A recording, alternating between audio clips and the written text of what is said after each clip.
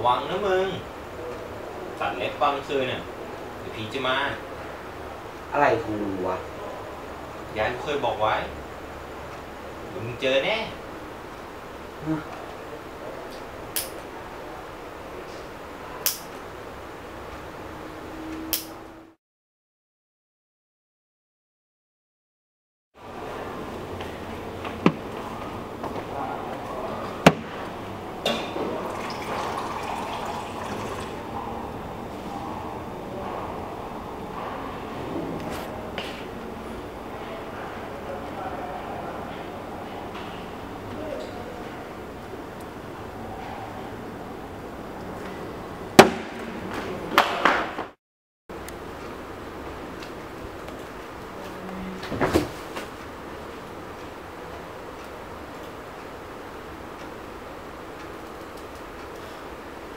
เฮ้ยไปแปรงฟันด้วยกันปะ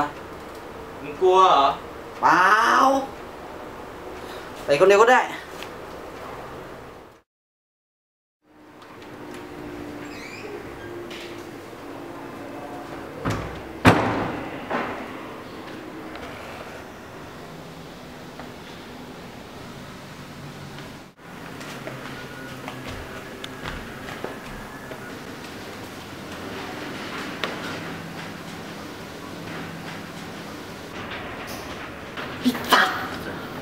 我去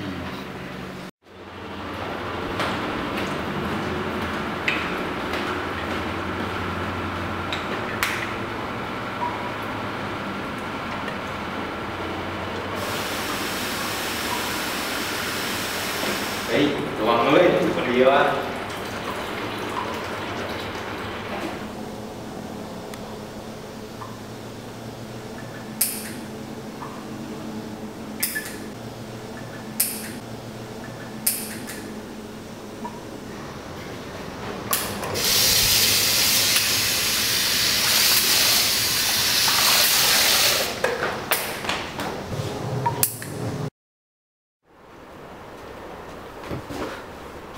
กูนอนแล้วนะปิดไฟเลย